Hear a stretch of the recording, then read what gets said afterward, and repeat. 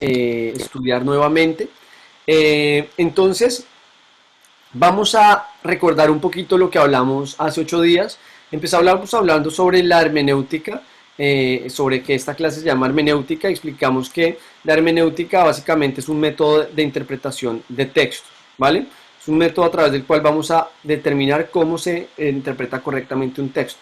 Yo estudié Derecho y como abogado en mi carrera tuve que estudiar hermenéutica jurídica, cómo leer y cómo interpretar correctamente una ley, cómo interpretar un argumento, ¿vale? Entonces, cuando hablamos de hermenéutica dentro de un instituto bíblico, básicamente les estoy hablando vamos a hablar de métodos de interpretación de textos bíblicos, ¿vale? Métodos para aprender a interpretar o a leer y entender correctamente los textos bíblicos, ¿vale? Les explicaba la diferencia o en lo que consiste la exégesis y les explicaba que la exégesis es explicar, exponer o interpretar. Implica esas tres cosas, ¿cierto? Que yo pueda explicarlo, que pueda exponerlo y que pueda interpretarlo. Eh, Les hablaba que interpretar es explicar o declarar el sentido de algo, ¿cierto? Explicar el sentido de lo que dice el texto, ¿cierto? O de lo que queremos decir. Yo les pongo un ejemplo muy sencillo y es una cosa es que yo le diga a mi esposa, linda, te amo, ¿cierto? A que yo le diga, ay, linda, te amo, ¿cierto? Le dije las mismas palabras, pero tienen dos sentidos diferentes. Linda, te amo, le estoy diciendo te amo. Si yo le digo, ay, linda, te amo, le estoy diciendo como, tú eres un desastre, pero te amo, ¿cierto?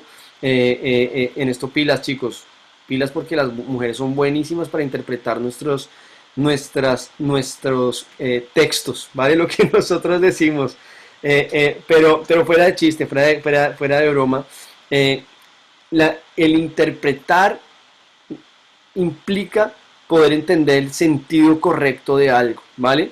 ¿Se acuerdan del ejemplo también que les daba con la guitarra hace 8 días? Interpretar es una sola interpretación correcta, no hay varias interpretaciones, hay solo una sola manera correcta, hay solo una interpretación correcta. Cuando yo digo, no es que yo tengo otra interpretación, hay gente que le dice a uno, es que esa es una interpretación que ustedes hacen de la Biblia. No, eso no es una interpretación, es lo que dice. Y tenemos que leerla y entenderla, ¿cierto? Mm, mm, Hay personas que te dicen, es que, ¿por qué hablan ustedes de que no debemos rendirle culto a María, a la Virgen María? Y entonces uno les empieza a explicar toda la estructuración, ¿cierto? Bíblica de por qué hay un solo mediador entre el Padre y los hombres, ¿cierto? De que eso sería negar nuestra fe, etcétera, etcétera, de la idolatría, etcétera, etcétera. Y entonces normalmente llegan a la siguiente conclusión. Esta es tu interpretación. No, o sea, no es mi interpretación, eso es lo que dice la Biblia. O sea, la interpretación correcta es una sola, ¿vale? Y tenemos que trabajar en ello. Yo insisto en algo acá importante y es para poder aprender a interpretar correctamente la Biblia, es importante que sepamos utilizar las herramientas que tenemos que nos pueden ayudar bien, ¿vale? ¿A qué voy con esto? Normalmente nosotros hoy en día cuando queremos interpretar algo muy fácilmente lo ponemos en Google y vemos a ver qué nos dice Google.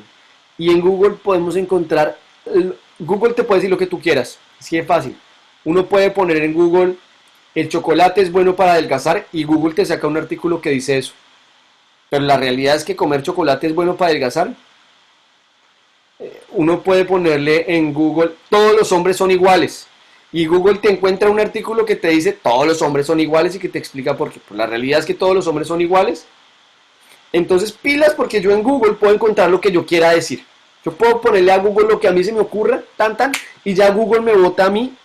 Ya hay tanta cosa en Internet que cualquier cosa me vale. Entonces siempre insisto en algo acá y es utilicemos material que sea un material que doctrinariamente esté reconocido y que sea acertado y correcto, ¿vale? En esto, ya, perdónenme si yo les repito algo que ya les he dicho en la otra clase a los otros, pero es que se me empiezan a cruzar los cables de si ya se los dije a ustedes o se los dije a los del otro, a los que ya pasaron por este curso.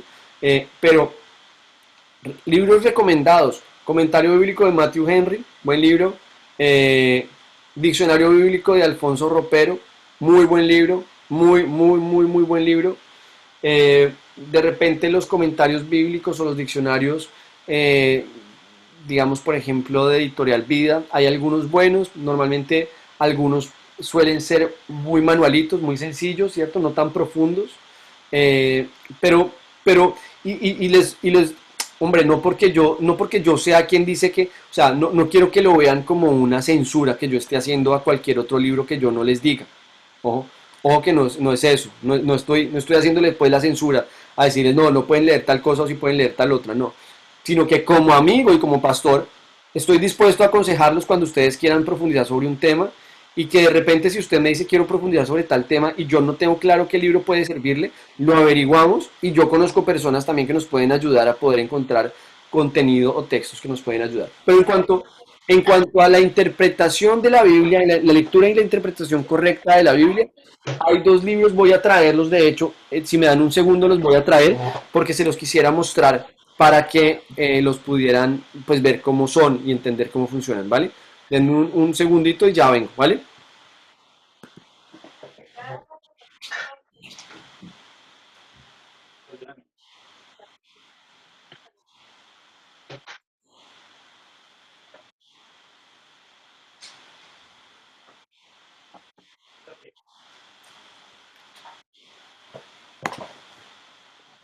Vale. Ojo lo que les estoy diciendo, no estoy haciendo con esto censura y diciéndoles, este es el único diccionario bíblico que pueden usar. No, pues hay muchos, hay muchos.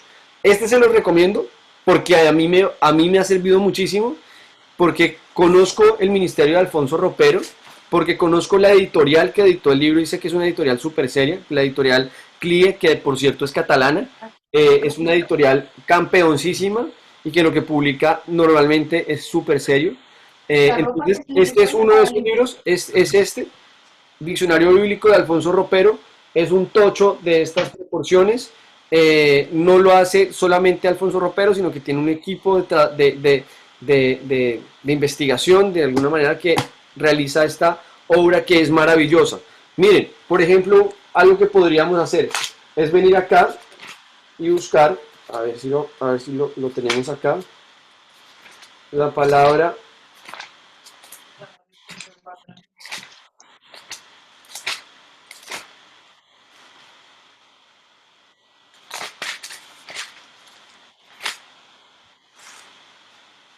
La palabra suerte. Entonces me aparece la palabra suerte, ¿cierto? Y entonces empiezo a leer la palabra suerte. Me dice que habla en Levítico 6, 16, 8, en Números 33, 54, en Ezequías 24, 6. Me habla de que en griego es la palabra cleros, ¿cierto?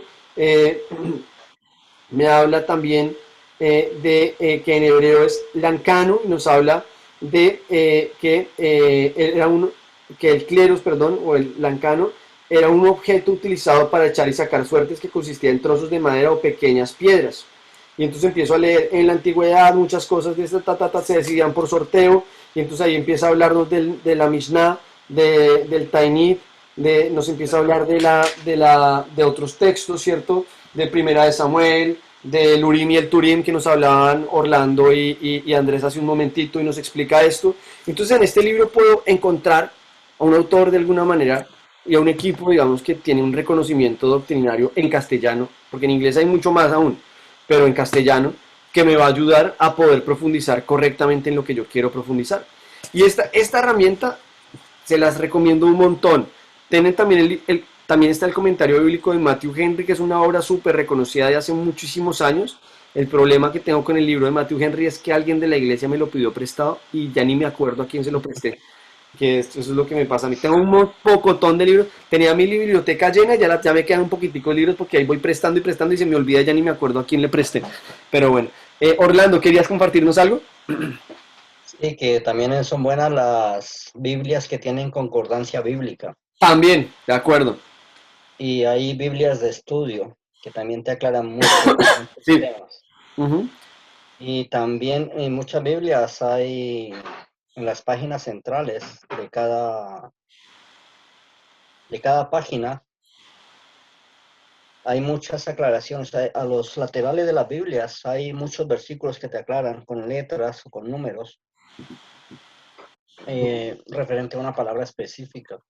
Es Ujú. solo cuestión de ponerse uno a buscar con qué concuerdan esos versículos. de acuerdo, de Eso me acuerdo. lleva a otras lecturas, Y entonces. que, Pablo, ¿qué Eso y es piensas que, de eso. de la concordancia de Strong? dime, ¿Qué piensas de la concordancia exhaustiva de Strong? no la conozco, ¿No? no, Es no la como, conozco. ¿Tú qué opinas? no, no, a mí yo la tengo y súper. Voy a averiguarlo, Creo voy que a es que preguntarlo también. la vende Editorial Vida. Ujú, chévere, Y es chévere, súper, a mí me gusta muchísimo. Pues chévere. tiene palabras en hebreo. Vale, buenísimo. Bueno, Pues voy a buscarla también, me parece chévere. Mándame el nombre por interno para buscarla, bueno. ¿vale? Eh, entonces, recomendado, buen libro, muy recomendado. De hecho, cuando lo tengan van a empezar a leerlo y van a decir, ah, ya sé el pastor cómo hace sus prédicas. Porque de aquí podemos sacar muchísimo, ¿vale? Lo consiguen en librería ABA, lo consiguen no sé si en Amazon. eh, y es de verdad que es un libro que les recomiendo para el estudio bíblico. Tati y Oscar tienen una pregunta de nuevo. No. Ah, vale, es que se les quedó la manito así y entonces me aparecieron y sale todavía la manito ahí arriba. Listo, seguimos. Entonces, para interpretar o explicar necesitamos herramientas correctas, ¿vale? Necesitamos tener herramientas correctas que nos ayuden a poder profundizar. Si de repente les gusta el inglés, les recomiendo una página muy buena en internet que se llama Desiring God, que es una página en la cual están compilados muchos sermones de un pastor que es muy bueno, que se llama John Piper, o John Piper, pero John Piper, ¿vale? Nosotros no decimos iceberg, sino iceberg. Entonces, de John Piper, Desiring God, Desiring God, tienen una página buenísima, porque ahí ustedes pueden buscar.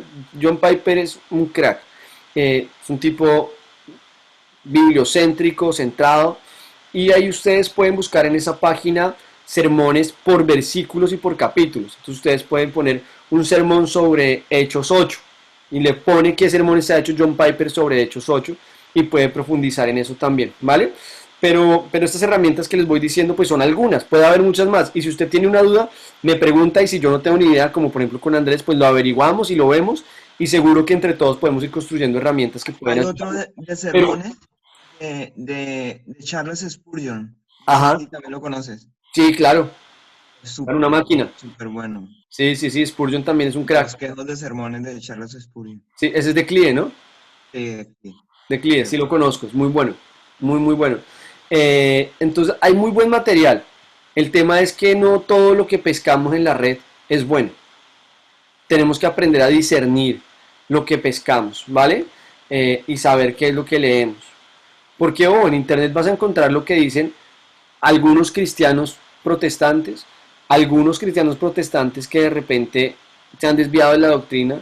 Vas a encontrar de repente también lo que a un testigo de Jehová se le ocurrió subir, o a lo que un católico, etcétera, etcétera, etcétera. Y al que quiere decir una cosa tan la sube y la dice. Entonces hay que tener mucho cuidado con lo que vamos viendo siempre en internet, ¿vale? Seguimos entonces, hablamos de interpretar, hablamos de que toda interpretación para producir comprensión debe ya tener comprendido lo que va a interpretar. Entonces, para yo interpretar algo, debo primero entender qué es lo que dice y después sí lo interpreto. Y ahí hablamos de el ejercicio de leer literalmente qué es lo que voy a estudiar. O sea, yo cojo Hechos 8 y primero leo qué es lo que dice literalmente. No me voy a, porque nosotros solemos, cuando vamos leyendo, empezar a aplicarlo a nuestra vida de una. Primero, con calma. Vamos a leer lo que dice literalmente, sin irnos a pensar, y yo si estuviera fuera, y si fue, que si hubiera pasado, y si tal vez le hubieran dicho, le hubiera pasado una cosa o la otra. Bibliocéntrico, lo que la Biblia dice. Yo siempre a mí siempre me ha causado mucha curiosidad los pastores que, por ejemplo, entran a especular sobre qué fue lo que escribió Jesús en el suelo cuando estaba enfrente de él la mujer adúltera, o la mujer que realmente no era una mujer adúltera, una mujer que estaba cometiendo adulterio, pero que ni siquiera Cristo lo llama mujer adúltera, sino que nosotros en la tradición le hemos querido llamar así, pero bueno, no me voy a meter en ese debate ahorita. Pero muchas personas entran a especular qué fue lo que Cristo estaba pintando en el suelo, que estaba escribiendo mi nombre, que estaba escribiendo te perdono, que estaba haciendo el símbolo de la paz, que estaba escribiendo una profecía, que estaba pintando Dios Jesús en ese momento. Si la Biblia no lo dice, yo no tengo por qué buscar interpretarlo, porque caigo en la subjetividad. Si la Biblia no lo dice, yo no tengo por qué jugar a adivinar qué es lo que la Biblia se comió y no dijo. La Biblia dice todo lo que nosotros necesitamos saber para nuestra salvación y para nuestra vida. Por lo tanto, debemos limitarnos en la interpretación primero a comprender lo que literalmente dice la palabra para no caer en el subjetivismo, ¿cierto? De querer aplicarla a lo que yo quiero o poder llevarla hacia donde yo quiero, ¿vale? No sé si me explico más o menos en esto. Seguimos entonces, bueno, hablamos de lo que debíamos hablar, del intérprete debe evitar las ideas preconcebidas, dejar a un lado las ideas favoritas y frenar la imaginación. Cuando vamos a leer, el buen intérprete de la Biblia debe evitar las ideas preconcebidas, decir, sí, yo esa historia ya me la conozco. No sé si les ha pasado que van a leer, me pasó a mí hace poquito leyendo Marcos, empecé a leerlo y llegué a una historia, a una parábola que yo decía, pero esta parábola yo nunca la había visto, o sea, yo esta parábola no tenía ni idea y además la leía y decía, pero además no la entiendo y no entiendo esto, yo había leído Marcos y no había visto esto nunca. Entonces, a veces uno hay libros de la Biblia que los pasa por alto, ¿cierto? O capítulos o partes que uno dice, esta historia ya me la sé. Por ejemplo, la historia de Jonás. Todos nosotros no sabemos la historia de Jonás, ¿sí o no? ¿Qué le pasó a Jonás? Dios le dijo, vaya para Nínive. Él no le hizo caso, se montó en un barco que iba rumbo a Tarsis, hubo una tormenta, lo echaron al agua, vino un gran pez, se lo tragó, vino, lo vomitó el gran pez y entonces después sí se fue a donde Nínive, le predicó a la gente de Nínive, la gente de Nínive se arrepintió y Jonás se puso bravo con Dios porque la gente de Nínive se había arrepentido y Dios no los había castigado. Ese es el libro de Jonás, así a la carrera. Pero cuando uno lee la historia, empieza y uno dice, ay no, qué pereza, que va a leer el libro de Jonás y ya me sé esa historia. Pero cuando uno la vuelve y la lee, y vuelve y la lee, y vuelve y la lee, y vuelve y la lee, sigue sacando y sacando y sacando y sacando y sacando. Porque la Biblia pareciera ser más bien cuando hacemos zumo de naranja, la Biblia pareciera ser más bien una naranja que ponemos en el exprimidor y no para de salirle zumo. Y tú le haces y le haces y le haces y sigue dándote y dándote y dándote y dándote y dándote palabra. Pero no desde las ideas favoritas, ¿cierto? De lo que yo quiero que la Biblia diga, ni desde mi imaginación, sino desde lo literal. ¿Qué es lo que literalmente dice la palabra de Dios? Y después vamos a ver el contexto histórico, el simbólico y el virtual para poder aplicarlo a nuestras vidas, ¿vale? Entonces, ¿qué es lo que yo debo hacer cuando leo la Biblia? No buscar excusas. A veces, fíjense que a veces leemos, ojo a esta, ojo a este, a veces leemos la Biblia con la intención de llenarnos de argumentos para pelear con otros. A veces yo leo la Biblia con la intención de estudiar y encontrar en ella argumentos para discutir con otros o para pelear con otros. Esa es una mala intención en la lectura de la Biblia. El propósito de mi lectura de la Biblia debe ser buscar la verdad que hay en ella. Lo que yo quiero hacer cuando leo la Biblia no es llenarme de argumentos para pelear con mi esposa o para regañar a mis hijos o para pelear con los católicos. No, el propósito de la lectura de la Biblia consiste en encontrar la verdad que hay en ella. Eso es lo que me tiene que mover a mí, ¿cierto? Y se debe anteponer a los intereses particulares. Tengo que buscarlo con el propósito de leer para poder profundizar en la verdad que hay en ella. Les hablaba de que la hermenéutica bíblica requiere de la disposición correcta, tanto espiritual como físicamente. Disponerme yo físicamente en un lugar cómodo, donde voy a leer. ¿Alguna vez han intentado leer la Biblia a las 5 de la mañana en la cama? ¿Alguno ha hecho eso? ¿Cuánto han avanzado? Nada, queda uno con la Biblia en la cara. ¿Sí, no? Tenemos que buscar tener la disposición correcta. ¿Alguna vez han intentado leer la Biblia en el móvil recién se levantan? ¿Cuántas veces se van a Facebook antes de seguir leyendo? O a ver el periódico, o a ver las noticias, a ver cuánto quedó el partido del día anterior. Por eso yo y mi Biblia de papel no nos separamos. Porque creo que cuando la leo en papel, de alguna manera, por lo menos en mi caso, no estoy diciendo acá que usted no pueda leerla en digital, no. Pero en mi caso no estoy haciendo doctrina de esto, pues. Pero en mi caso particular, yo sé que si yo trato de leer la Biblia desde el móvil, termino viendo un poco de cosas que no tenía que estar haciendo y no le saco el tiempo realmente correcto a la lectura de la Biblia, ¿vale? Debemos buscar tener una lectura diligente, ¿cierto? Hablábamos de qué se debe hacer con la Biblia, hablábamos de que debemos leerla, memorizarla, estudiarla, comprenderla y personalizarla. Personalizarla y verbalizarla. ¿Cómo la llevo a la práctica? ¿Cómo la personalizo? ¿Qué significa personalizarla? ¿Qué aplicación tiene para mi vida? ¿Cierto? No qué es lo que yo quiero que la Biblia diga, sino esto que leí en la Biblia, ¿cómo lo aplico en mi vida hoy en día? ¿Cómo aplicamos? Miren el ejercicio tan increíble que hicimos ahorita con Hechos. ¿Cómo aplicamos a nuestra vida lo que pasó en la vida de Esteban? ¿Cierto? ¿Qué aplicación le damos a nuestras vidas? Y verbalizarlo, ¿cierto? ¿Qué es verbalizarlo? Llevarlo a la práctica. No solamente veo cómo lo aplico en mi vida, sino que empiezo a aplicarlo y empieza a verse, se convierte en acción. Ustedes se imaginan cómo serían nuestras vidas si toda la Biblia fuera una acción constante en nosotros, nos llevara a actuar si todas nuestras acciones estuvieran fundamentadas en lo que la Biblia dice. ¡Wow! Estaríamos volando, ¿no? Entonces, vamos a empezar hoy en estos 35 minutos, 45 minutos de clase que nos quedan. Vamos a hablar sobre los principios de la interpretación bíblica, ¿vale? ¿Cuáles son esos principios? Bueno, lo primero, debemos vencer las suposiciones y las preconcepciones. Creo que esto lo alcanzamos a hablar hace 8 días.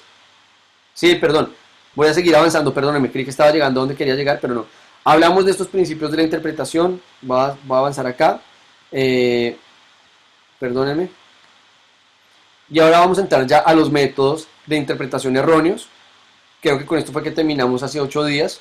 Hablamos del método místico, el alegórico, el supersticioso, el eclesiástico o jerárquico, el método dogmático y el método racional. Si alguno no estuvo en la clase hace 8 días, les mando el enlace después para que la vean y se puedan poner al día para entender estos métodos equivocados de leer la Biblia y que podamos entrar a los métodos correctos. El primer método del cual les quiero hablar es el método histórico-gramático. El método histórico-gramático básicamente consiste en entender históricamente qué es lo que dice a partir de la gramática que estamos estudiando, a través de lo literal que está diciendo la Biblia. No yéndome a mis suposiciones, a lo que yo me imagino, lo que yo quiero, sino entender la historia, ¿cierto? Y entender gramaticalmente lo que estamos leyendo. En la Biblia tenemos que, cuando vamos a leer la Biblia o cualquier texto, pero pues en este caso en la Biblia, que es lo que estamos hablando en esta materia, tenemos que saber leer muy bien. ¿Qué significa saber leer muy bien? Saber hacer los signos de puntuación. Mi padre siempre me hacía una broma y me decía, cuando me despertaba, me decía, ¿cómo? ¿Amaneció? Y decía que era distinto decir ¿cómo amaneció? Que decir ¿cómo amaneció? ¿Cierto? Entonces, tenemos que tener cuidado cuando leemos la Biblia en entender los signos de puntuación, ¿cierto? Cuando hay un interrogante, cuando hay signos de admiración, poder entender y tener cuidado en eso siempre, darnos cuenta dónde está el verbo, cómo se conjuga el verbo, ¿cierto? Eso nos va a ayudar muchísimo a poder entender a profundidad lo que vamos a leer constantemente, ¿vale? Entonces ahora vamos a ver las reglas de interpretación bíblica, ¿vale? Son 12 reglas que nos van a ayudar, 12 reglas que deberían estar presentes cada vez que leemos la Biblia. Si les soy sincero, pues yo no aplico estas 12 siempre, ¿no? Quiero decir, no estoy, a veces no tengo el tiempo para ponerme a hacer cada uno de estos puntos, pero que si yo quiero estudiar un libro a profundidad, estos 12 puntos tendrían que estar ahí. Perdón. Si hay un texto de la Biblia que yo quiero estudiar a profundidad, sí o sí, tengo que agarrar estos 12 puntos y entenderlos a profundidad, ¿vale? Entonces, vamos a empezar por la analogía de la fe. ¿Qué es la analogía de la fe? La analogía de la fe consiste en que cuando yo leo la Biblia, debo entender lo que estoy leyendo bajo los ojos o las gafas de lo que Cristo hizo, ¿vale? El protagonista de la Biblia es Jesús. La Biblia toda nos habla de Jesús. Entonces, cada vez que yo la lea, debo hacer un esfuerzo por identificar mi fe en eso que estoy leyendo. Eso de qué manera sustenta lo que nosotros creemos, ¿vale? ¿Cómo está Cristo reflejado en lo que estoy leyendo cada vez que leo la palabra? ¿Cómo está Cristo reflejado en la historia de Esteban? ¿Cómo está Cristo reflejado en la elección de Matías, por ejemplo? ¿Cierto? ¿Cómo podemos encontrar, cómo podemos ver a Jesús ahí? Entonces, ese es un primer punto en la interpretación bíblica y es poder hacer constantemente o siempre una analogía de la fe. Lo siguiente es entender que cada pasaje tiene un significado. ¿Qué significa que cada pasaje tiene un significado? Que nosotros a veces pasamos algunos versículos por alto y no nos detenemos a ver qué realmente es lo que estaba diciendo cada uno de ellos. Y deberíamos leer cada vez que leemos, en cada versículo detenernos y decir, este versículo, ¿qué me acaba de decir? ¿Qué significa este versículo? Paso al siguiente versículo. ¿Qué significa este versículo? ¿Vale? En la Biblia no hay ninguna palabra que falte, así como no hay ninguna palabra que sobre.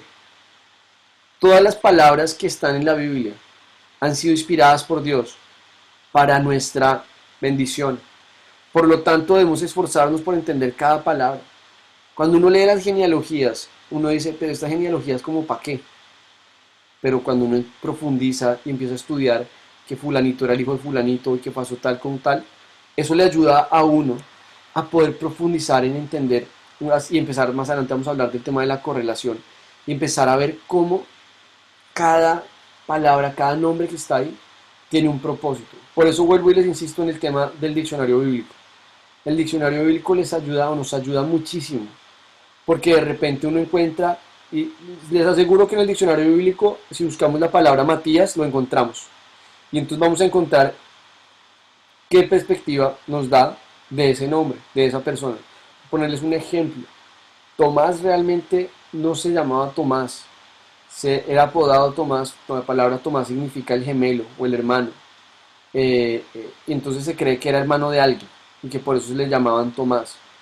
Pero entonces ahí uno puede empezar a estudiar y a profundizar en la relación de Cristo, ¿cierto? Con cada uno de ellos, en la manera en que los llamaba, en que se comportaba con ellos. Entonces cada pasaje tiene un significado. Tenemos que preguntarnos qué significa esto, qué significado tiene. Y ojo que es lo que siempre les digo, solo hay un significado correcto de lo que leemos, no hay distintos significados, ¿vale? Tercero, la simplicidad. ¿En qué consiste la simplicidad? En que a veces vamos a leer porciones de la Biblia, por ponerles un ejemplo, el que nos traía Oscar y Tati ahora, con respecto a la lección de Matías cuando dice que echaron suertes, ¿no? Entonces uno lo lee y uno puede decir, uy, ¿qué es esto? Entonces uno vuelve y lo lee. Y como que uno la primera lo leyó y quedó con una pregunta. La segunda vez lo leyó y quedó con 3 preguntas. A la quinta vez que uno lo lee ya tiene como 16 preguntas y uno dice, pero no, esto no lo entiendo, esto le doy vueltas para un lado y le doy vueltas para el otro y cada vez me salen más dudas y más preguntas y entre más trato de estudiar sobre esto, más dudas me surgen y más dudas tengo frente al tema, ¿no?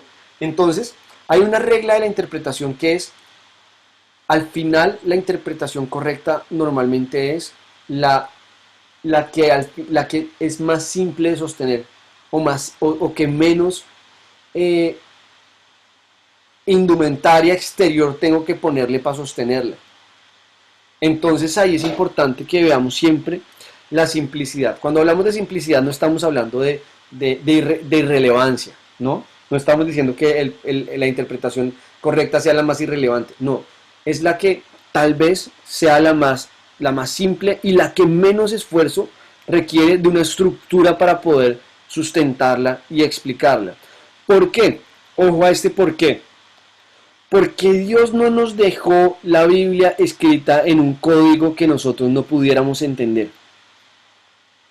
Dios no nos deja la Biblia, como de repente muchas veces la gente que está metida en todo este tema de las teorías de la conspiración y tal, y no sé qué, y entonces el código Da Vinci, y etcétera, y como que hay algunos que dicen, no, es que hay un mensaje oculto ahí, que como cuál sería la intención de Dios en dejarnos una carta escrita para nosotros que se llama la Biblia, ¿cierto? En distintos libros, y dejándolos escritos de tal manera que para nosotros fuera un libro encontrar la verdad.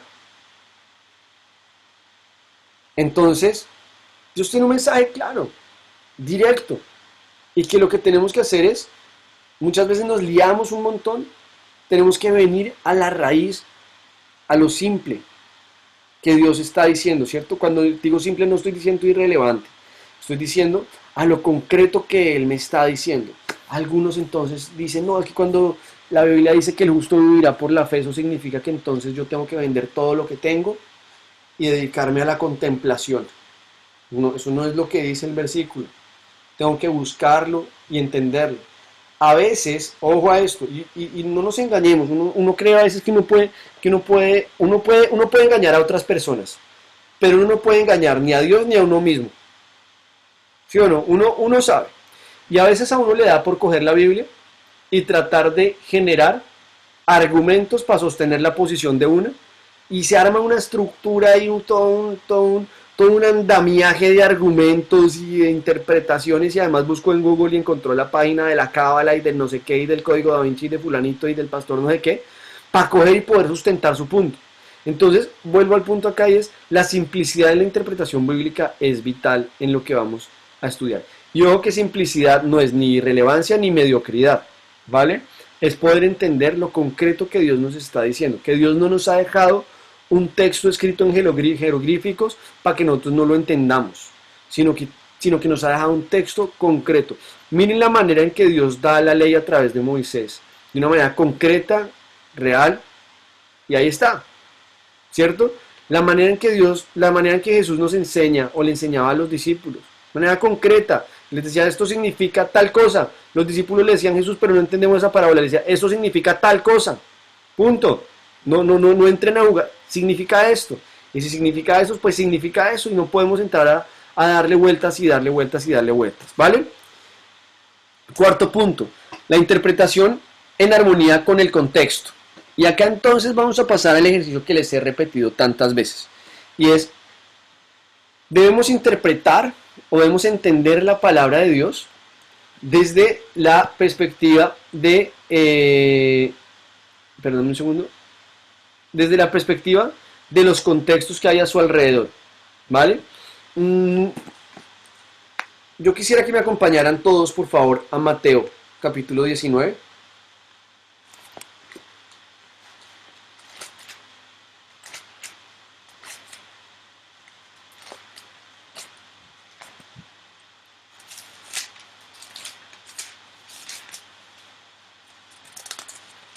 Versículo, ya les digo el versículo, perdónenme.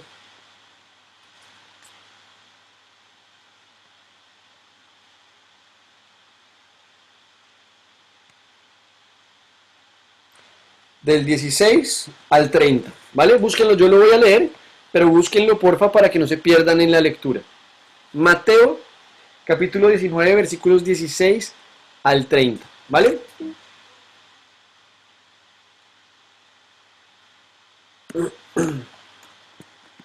¿Estamos? Listo. Entonces, ay, perdónenme que quité esto acá. Entonces, dice, sucedió que un hombre se acercó a Jesús y le preguntó, Maestro, ¿qué es lo bueno que debo hacer para obtener la vida eterna? ¿Por qué me preguntas sobre lo que es bueno? Respondió Jesús. Solamente hay uno que es bueno. Si quieres entrar en la vida, obedece los mandamientos. ¿Cuáles mandamientos? Preguntó el hombre. Contestó Jesús. No mates, no cometas adulterio, no robes, no prestes falso testimonio, honra a tu padre y a tu madre y ama a tu prójimo como a ti mismo. Todos estos los he cumplido, dijo el joven. ¿Qué más me falta? Si quieres ser perfecto, anda, vende todo lo que tienes y dáselo a los pobres y tendrás tesoro en el cielo. Luego ven y sígueme. Cuando el joven oyó esto, se fue triste, porque tenía muchas riquezas. Les aseguro, contestó Jesús a sus discípulos, que es difícil para un rico entrar en el reino de los cielos. De hecho, le resulta más fácil a un camello pasar por el ojo de una aguja que a un rico entrar en el reino de Dios. Al oír esto, los discípulos quedaron desconcertados y decían, en ese caso, ¿quién podrá salvarse? Para los hombres es imposible, aclaró Jesús mirándolos fijamente, mas para Dios todo es posible. Mira, nosotros lo hemos dejado todo por seguirte, le reclamó Pedro. ¿Y qué ganamos con eso? Otra vez viendo a Jesús como un medio y no como un fin, ¿no? Lo que hablamos al principio. Versículo 28. Les aseguro, respondió Jesús, que en la renovación de todas las cosas, cuando el Hijo del Hombre se siente en su trono glorioso, ustedes que me han seguido se sentarán también en 12 tronos para gobernar a las 12 tribus de Israel. Visión de eternidad, lo que decía Jessica. Versículo 29. Y todo el que por mi causa haya dejado casa, hermanos, hermanas, padre, madre, hijos o terrenos, recibirá 100 veces más y heredará la vida eterna. Pero muchos de los primeros serán los últimos, y muchos de los últimos serán primeros. Entonces, este es un pasaje de la Biblia. A mí me encanta, quienes me conocen o me han escuchado predicar ya varias veces saben que lo cito muchas veces. y que trabajo mucho este capítulo para poder hacer este ejercicio de aprender a hacer la interpretación correcta de la Biblia, ¿vale? Y entonces quiero que vean lo siguiente, y es que hay un contexto literal, un contexto simbólico, un histórico y un virtual. Entonces vamos a ir viendo cada uno de estos contextos. Del contexto literal, literalmente, ¿qué tenemos de esta historia? Cuando vamos a ver el contexto literal, debemos hacernos las preguntas que haría un buen periodista. ¿Cuáles son esas preguntas? ¿Qué, cómo, cuándo, dónde, por qué, para qué, quién? ¿Cierto? Entonces, ¿de qué nos habla esta palabra en concreto? ¿De qué habla? ¿De quién habla? ¿Quién habla en esta historia? Jesús. Jesús, ¿cierto? Y un hombre rico y los discípulos. ¿Listo? Lo primero que hacemos es identificar los actores. Actor principal, actores secundarios de reparto y a veces un antagonista, ¿cierto? El villano. ¿Quién sería el antagonista en esta historia?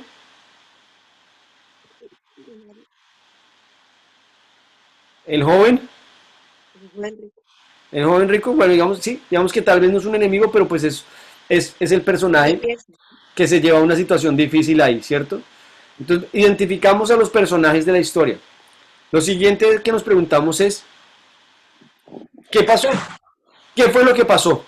¿Quién se anima a decirme qué fue lo que pasó acá?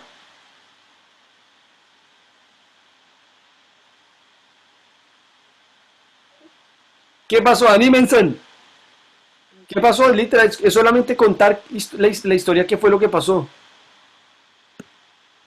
Pues que el joven fue emocionado a Jesús diciendo, mira, yo he hecho tal, tal, tal cosa, que yo ya he hecho todo eso que me falta.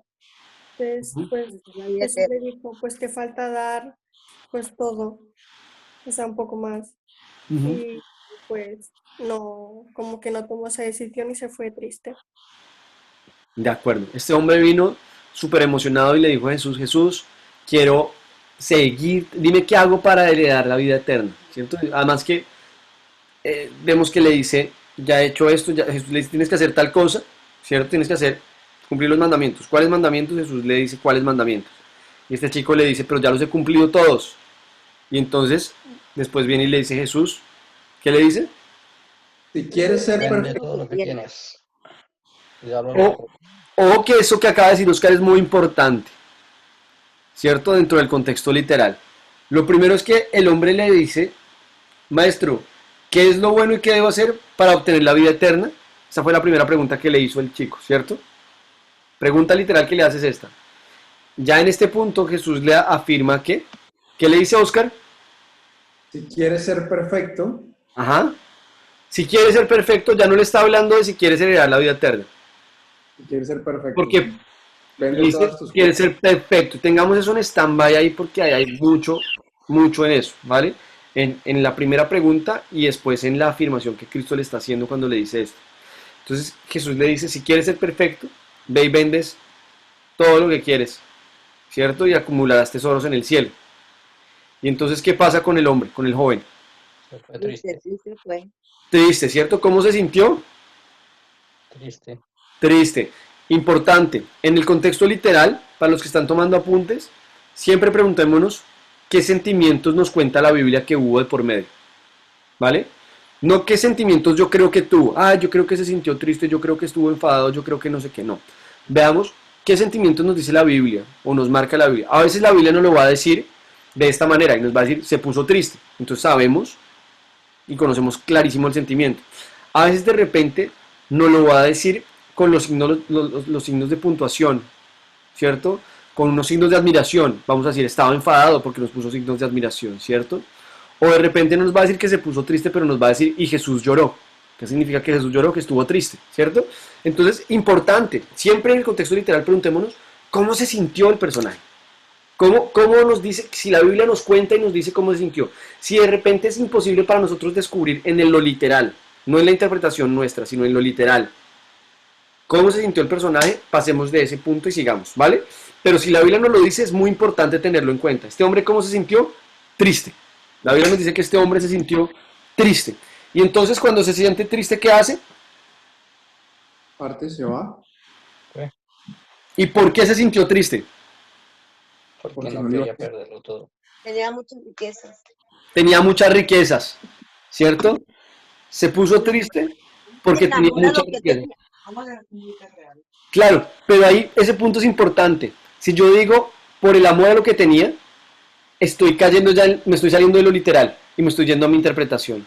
Si voy a lo literal, ¿por qué se puso triste? Porque tenía muchas riquezas. Tenía muchas riquezas. Porque tenía muchas riquezas, ¿cierto? Versículo 22, cuando el joven oyó esto, se fue triste. ¿Qué hizo? Se fue. ¿Cómo se sintió? Triste. ¿Por qué? Porque tenía muchas riquezas, ¿cierto? Entonces, vamos a seguir ahí. Entonces después dice, les aseguro, contestó Jesús a sus discípulos, que es, y acá viene un punto que es brutal, y es, ¿qué le dice Jesús a los discípulos? La analogía que hace Jesús de el camello en el ojo del alfiler. ¿Cierto? Que es más fácil pasar un camello por el ojo de la aguja que a un rico entrar en el reino de Dios. Entonces, Luego de eso, para mí el antagonista podría ser Pedro. vale, pero espérate, ya vamos allá, espérate, ya llegamos allá. Espere, güey, tantico. Un momento, ya vamos para allá, un momento. Entonces, tenemos ahí algo importante y es que dice que, pregunta, dice, ¿cómo dice? Dice que es, les dice, es más que, Más fácil. ¿cierto? Fácil. Que les aseguro, comentó Jesús a sus discípulos, que es, Más fácil. pero primero, que es difícil, ¿cierto? En el versículo 23, para un rico entrar en el reino de Dios. ¿Cuál es la palabra que utiliza? Difícil. Difícil. ¿Es lo mismo difícil que imposible? No. No. ¿Cierto que no? Ojo ahí. Es diferente, ¿cierto? La palabra que usa es difícil. Es difícil. ¿Cierto? Versículo 24.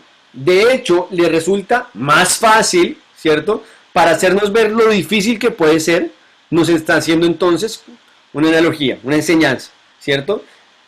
De hecho, es más fácil pasar un camello por el ojo de una aguja a que un rico entre en el reino de Dios. Pregunta, ¿pasar un camello por el ojo de una aguja es posible? ¿Es difícil o imposible? Posible. Creo que ahí se refería al ojo de la aguja, era una puerta. Ah, téngalo. Ahorita después vamos a ir al histórico. Solo quería poner una abrebocas para lo que va a pasar en el histórico, pero ahorita lo desarrollamos, Andresín. ¿Vale? Pero ojo a lo que está diciendo, no está hablándonos de imposible, y eso lo tiene que llevar a decir, porque en este punto tendremos que preguntarnos históricamente, porque Jesús no está diciendo que sea, si nosotros no conociéramos, si quienes todavía no conocen el contexto histórico me dirían, meter un camello por el ojo de una aguja es imposible, ¿cierto? No es difícil, es imposible. Entonces quiero entender históricamente por qué Jesús les dice eso, por qué dice que es difícil y no que es imposible. Ahí en esa palabra, la palabra difícil, hay un juego muy importante. Ahora, Andresín, perdóname que te corté, pero ahorita después vamos a ir al histórico y ahí lo profundizamos, ¿vale? Seguimos entonces, ahora sí, al versículo 25. Al oír esto, ¿cómo quedaron los discípulos? Desconcertado. Desconcertados. Estos no están tristes, sino que quedaron desconcertados. ¿Qué significa estar desconcertado? Aburridos. Desubicado. Desubicado, ¿cierto? Aburrido. ¿Mm? Desconcertado es sin certeza. ¿Vale? El antónimo de estar desconcertado es tener certeza. ¿Vale? Viene la palabra desconcertado, sin certeza. Quedaron sin certeza. Ellos tenían una certeza y la acaban de perder. ¿Vale? Y ojo a ese contexto literal y al estudio gramatical, porque ahí podemos sacar muchísimo, ¿cierto? Un pequeño paréntesis es, fíjense el día que ustedes tengan que hacer una prédica, ¿cierto? Imagínense cómo usted puede entrar a explicar qué significa la palabra desconcertado, cuántas personas están pasando por momentos de falta de certeza y que eso es desconcierto y que tal vez es falta de certeza porque no tenemos con qué pagar el alquiler. Pero Cristo nos está hablando acá de que hay cosas más importantes que eso. Pero bueno, lo que quiero es que vean lo poderoso que es hacer un estudio gramatical correcto de la palabra, ¿vale? Entonces venimos después. En ese caso, ¿quién podrá salvarse? Le preguntan los discípulos. Todavía no sabemos quién es el que está. No, sí.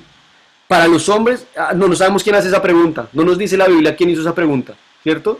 Surgió esa pregunta, pero no sabemos quién la hizo. Ahí alguien tiró esa pregunta al aire.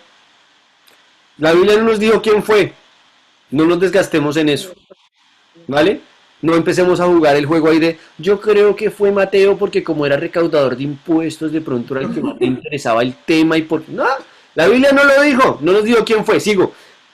Me tengo que preguntar quién lo dijo. Si me dice quién lo dijo, entonces ahí tengo un tema para estudiar. Pero si no lo dijo quién lo dijo, sigo derecho, ¿vale? No me dijo quién lo dijo. Versículo 26. Para los hombres es imposible, aclaró Jesús, mirándolos fijamente. Mas para Dios todo es posible. Y entonces acá viene la joya del derecho. Entonces Oscar nos va a hablar de este personaje. ¿Qué pasó acá con este Oscar? Bueno, Pedro podría ser, si le ponemos como lo que tú decías de antagonista, el antagonista, porque él se la soltó como que, bueno, pero Sí, nosotros estamos siguiendo y entonces, sí. De acuerdo, entonces le dice, "Bueno, mira nosotros, lo hemos dejado todo.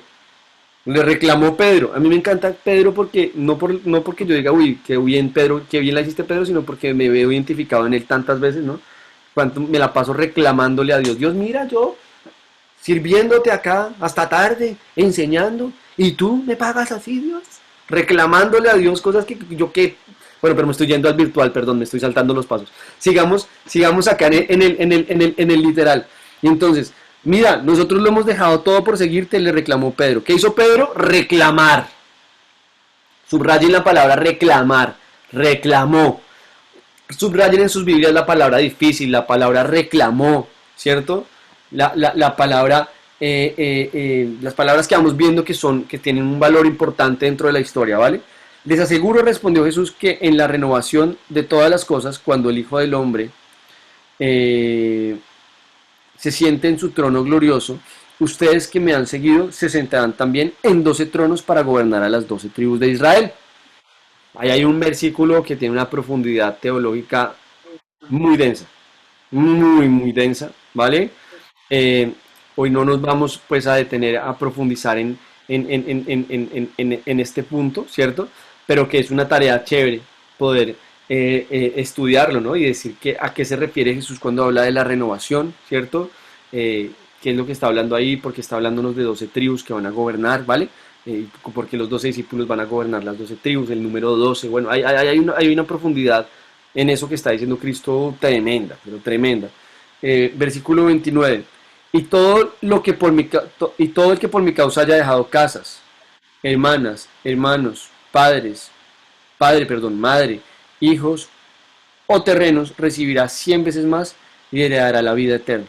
Pero muchos de los primeros serán últimos y muchos de los últimos serán primeros. Bueno, de alguna manera ahí tenemos nuestro contexto literal, tenemos nuestra historia estudiadita y estamos entendiendo quiénes hablan, participa acá los discípulos, participa de los discípulos activamente, sabemos que el único que participa activamente es Pedro, participa Jesús y nos habla de un joven, que no sabemos quién es ese joven, la Biblia no nos dice el nombre, entonces tampoco nos desgastemos porque seguro que usted busca en Google quién fue el joven que se puso triste, y entonces la Biblia en Google le va a decir, era el hijo de no sé quién, que no sé qué cuentos, y ¡ay! Se pegan una retaíla ahí que para echarle a usted una historia. No nos dijo, nos habla de un joven, entonces no se meta usted en un terreno que cualquiera puede empezar a especular y tratar de generar cosas para distraernos, ¿vale? Entonces, no nos dijo, tenemos a Jesús, ¿quiénes? Jesús, los discípulos Pedro y de los discípulos Pedro y un joven que no sabemos quién era. ¿Qué pasó? Que el joven le dijo a Jesús que cómo podía entrar en el reino de los cielos, Tenemos el contexto literal. Vamos a pasar ahora al contexto simbólico, ¿vale? De repente, en ese contexto simbólico, lo que debemos hacer es buscar qué símbolos hay, qué símbolos encontramos, ¿no? ¿Qué símbolos se les ocurre a ustedes que puede haber acá? Que simbolicen algo, cosas que pueden darnos un símbolo de algo. el apego al dinero. Esto es de repente más una enseñanza. Un símbolo en lo un símbolo que veamos en el texto. El ojo del camello. Dime. El ojo del camello. Sí, es cierto. El ojo de la aguja y el camello, ¿cierto? Ahí vemos algo que sí, tiene un símbolo importante, ¿cierto? El contexto simbólico, ¿qué es lo que yo debo hacer en el contexto simbólico? Empezar a marcar los símbolos que veo, sacarlos aparte. Es decir, ¿qué es esto? ¿Esto qué simboliza? ¿Cierto? De repente en esta lectura tenemos este tema principalmente como símbolo, este símbolo principal. Vamos a ver qué hay de repente en otros textos, no en este, pero vamos a ver que nos habla de la paloma, del aceite, del fuego, del viento, de las olas, del agua, de la barca, etcétera, ¿vale? En este vamos a quedarnos con este. Y para entender qué simboliza, lo que debemos hacer es pasar al tercer punto, y es el contexto histórico. Y ahí sí, Andrés, cuéntanos lo que nos ibas a aportar en el contexto histórico. El ojo de una aguja es una puerta que se encuentra en Jerusalén. Sí. Pues hay una de las características de esa puerta es que se tenía que pasar arrodillado. Era una puerta muy pequeñita, pues de las puertas que cuando se construyó el templo se hicieron. Está junto con otra puerta que se llama la puerta del juicio. Uh-huh. Sí, pues es muy antigua, más o menos de la época del templo, el primer templo. Uh-huh. Es Vale. más o menos el contexto histórico de la puerta que se encuentra en el, pues ahora se encuentra en un barrio cristiano en Jerusalén, de una muralla, de la muralla que quedó. Vale, vale, gracias Andresín. De acuerdo, ahí hay algo muy importante en lo que nos acaba de decir Andrés, ¿vale? Perdónme que yo soy buenísimo, como verán, van a ver, soy un crack dibujando, ¿vale? Entonces me van a ver dibujando un poquito. Vamos a suponer que esta es una ciudad amurallada, ¿vale? Acá está una ciudad amurallada, con sus edificios adentro, sus casitas y tal. ¿Por qué eran importantes las ciudades amuralladas en ese tiempo? ¿Por qué era importante ponerle murallas a las ciudades? Porque era la manera de protegernos de los enemigos, ¿cierto? Pero también de controlar lo que pasaba dentro. Yo tenía que, si yo no tenía murallas, tenía que vigilar y controlar todo lo que pasaba en todo el territorio que se expandía por ahí. Pero cuando yo tenía unas murallas no solo me protegía de los daños que venían de afuera, sino que podía controlar lo que pasaba dentro también. Entonces vamos a ver que las ciudades tenían normalmente grandes puertas, ¿cierto? Y estas grandes puertas eran puertas que en la cotidianidad no estaban abiertas, porque implicaban un riesgo muy grande de que pudieran entrar lo que quisieran, y quien quisiera, y salir quien quisiera, y llevarse o robarse lo que quisiera. Entonces, dentro de la explicación que nos da Andrés, que es muy importante, ¿cierto? Adicionalmente debemos recordar o entender algo, y es que dentro de las distintas murallas que encontrábamos en las ciudades antiguas, las puertas tenían un valor muy importante en esas murallas, y normalmente en las puertas era donde estaba la mayor cantidad de guardias, ¿no?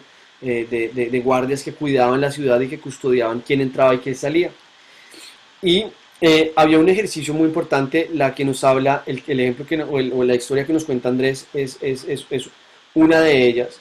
Pero adicionalmente vamos a encontrar otro tipo o más tipos de puertas también que podían llegar a ser conocidas como el ojo de la aguja, ¿cierto? Y eran puertas que tenían una característica también muchas veces, y era que eran puertas altas, algunas de ellas, pero estrechas, como un ojo de una aguja. Si usted se fija, el ojo de la aguja es alto, pero estrecho, ¿cierto? Es largo, pero estrechito. ¿Y cuál era el propósito? ¿Para qué me servía esta gran puerta? Esta puerta me servía históricamente para que cuando llegaba un viajero, vamos a suponer que esto es un... ¿Vale? Imagínense, por favor. ¿Qué es eso? Camello. Un camello, muy bien, gracias. Un camello, ¿vale? Es un camello que viene cargado de gran cantidad de mercancía, ¿vale? Entonces, cuando el camello quería entrar a la ciudad, pues lo que hacían era que era necesario hacer algo que se llama aduana. ¿Y en qué consiste la aduana? La aduana que usted hace cuando llega a un país consiste en declarar y en que controlan qué es lo que entra al país y qué es lo que sale del país, ¿vale? La policía aduanera lo que hace es controlar qué entra y qué sale. Que lo que salga haya pagado los impuestos, que lo que entre haya pagado los impuestos, que lo que entre no ponga en riesgo ni en peligro el país y que lo que salga no se esté robando el patrimonio del país, ¿cierto? O que no sea una sustancia o que no sea algo que sea ilícito. Entonces, el ojo de la aguja era una puerta o eran también en algunos casos un tipo de puerta que permitían que cuando el camello iba a llegar, la aduana no se hacía por esta puerta grande, porque acá era muy difícil controlar lo que entraba y salía, sino que el camello tenía que entrar por esta pequeña puerta, ¿cierto? Por acá no entraba, entraba por acá. ¿Por qué entraba por acá? Porque cuando el camello iba a entrar por acá, ¿qué tenía que hacer el dueño del camello? Bueno, pues el dueño del camello tenía que bajar toda la mercancía del camello, pasar el camello adentro por el ojo de la aguja, pasarlo otra vez y que llegara acá, y pasar todas las bolsas que traía a mano por acá. Y esto permitía que los guardias vieran qué era lo que había dentro de las bolsas y qué era lo que se traía ahí. ¿Mm? Entonces ahí vemos un contexto dentro del cual entendemos cómo un camello puede pasar por el ojo de una aguja, ¿vale? Como un camello puede pasar por el ojo de una aguja. Y entendemos entonces un contexto histórico que tiene un valor importante. Que para quienes Jesús estaba hablando era fácil entenderlo porque estaban relacionados con este mundo, en el cual había murallas y puertas y etcétera, y etcétera, y etcétera. Para nosotros es complejo porque nuestro contexto histórico pues ya no le da ningún valor a una ciudad con murallas, ¿cierto? Más que atraer turistas. Pero el resto para nosotros las murallas hoy en día no tienen ningún valor en defensa realmente. Bueno, me voy a hacer un comentario político que no voy a hacer. Pero si ustedes se fijan, acá cobra sentido, otro sentido, eso que está diciendo Jesús acá o que nos está enseñando, ¿vale? Entonces, después de que hemos visto esto, ¿vale? Voy a volver acá. Tin, tin, tin. Pablo, ¿Sí? ¿me permites aportarte algo? Por favor. Yo estuve en Jerusalén en el 2017 Sí. y yo estuve caminando por los muros de Jerusalén Ujú, y los historiadores que nos enseñaron la ruta nos mostraron en los muros de Jerusalén hay unas ventanas que son como el ojo de una aguja, ujú, ¿sí? No son puertas, son unos huecos donde los guardias estaban pendientes. Pero ¿por qué se dice el ojo de una aguja? ujú, Si hacemos un estudio, ¿qué eran las armas que usaban los soldados en ese tiempo? Ellos usaban flechas. ujú,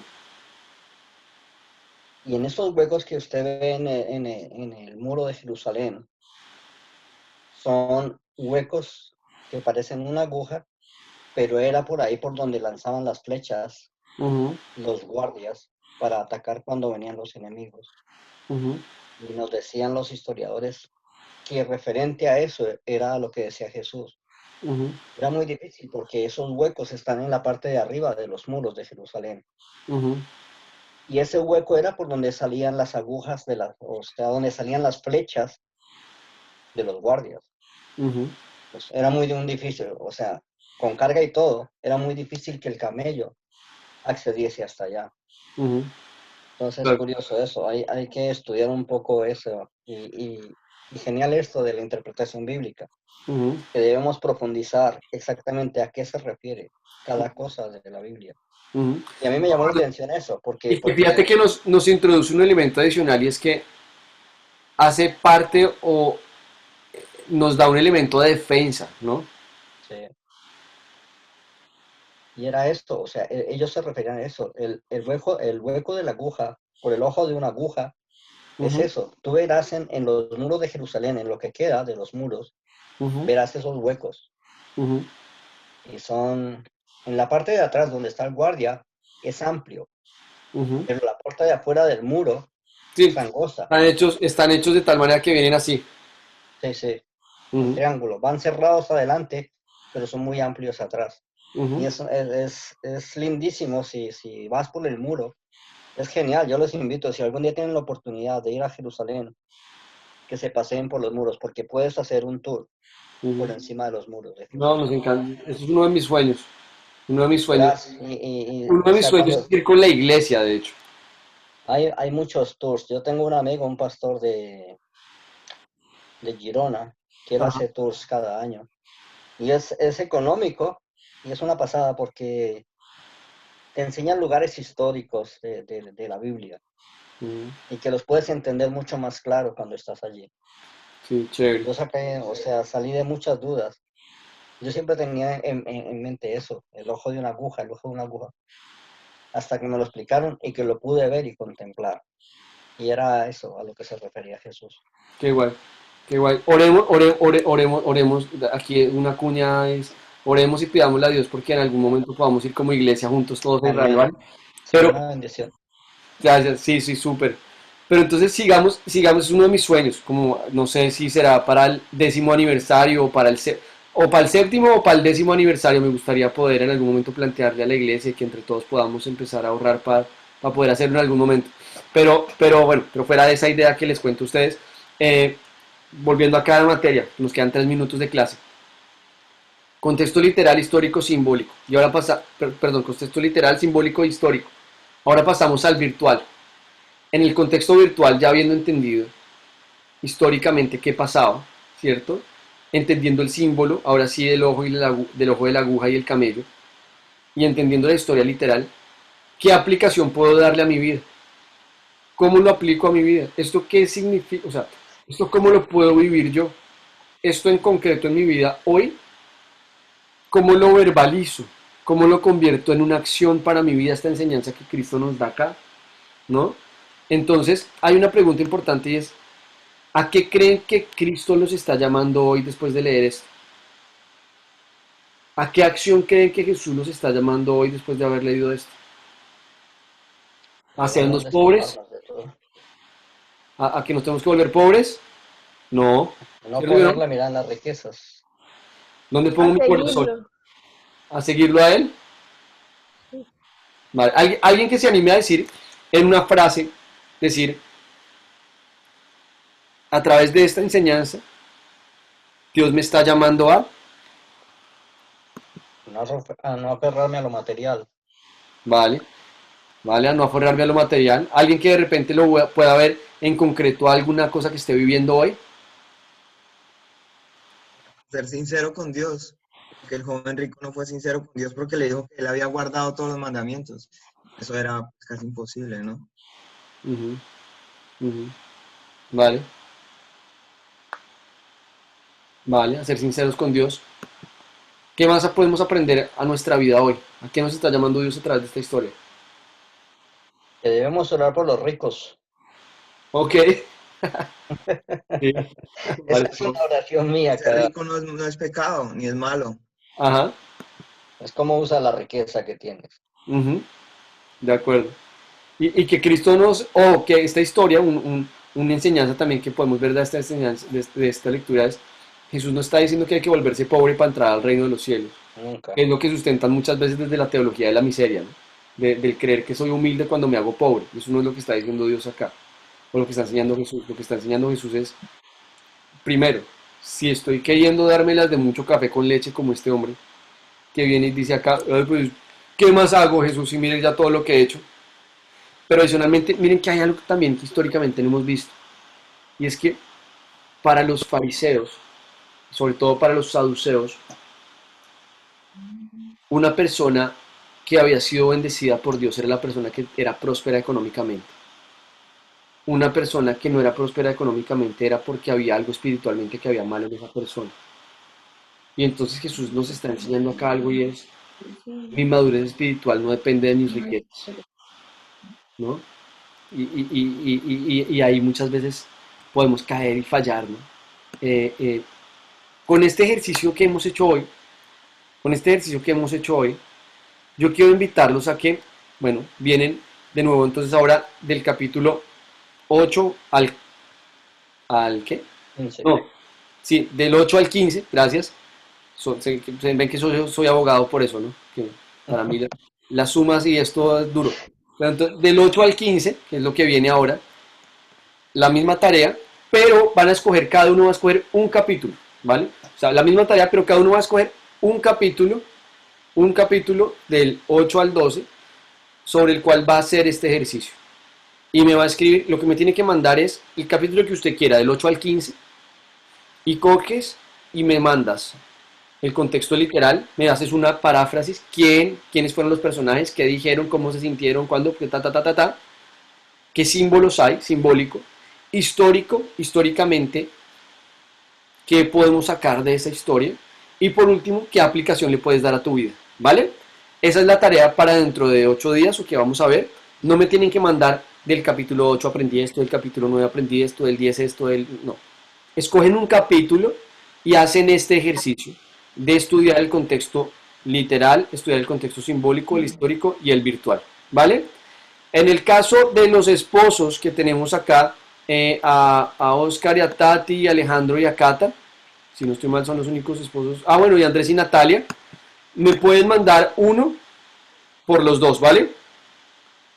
Me pueden mandar uno por los dos porque es un ejercicio también bonito para hacer en matrimonio, ¿vale? Entonces pueden mandarme un solo correo en el que ponen, bueno, pues yo sé quién es cada quien, entonces sé que vale para los dos en ese caso, ¿vale? Lo único es que, ojo, que ante Dios lo hayan hecho entre los dos, ¿no? No que uno le hizo la tarea al otro, ¿vale? Esto es para aprender. Lo único es que les vale es porque me parece guay que lo puedan aprovechar en pareja, ¿vale?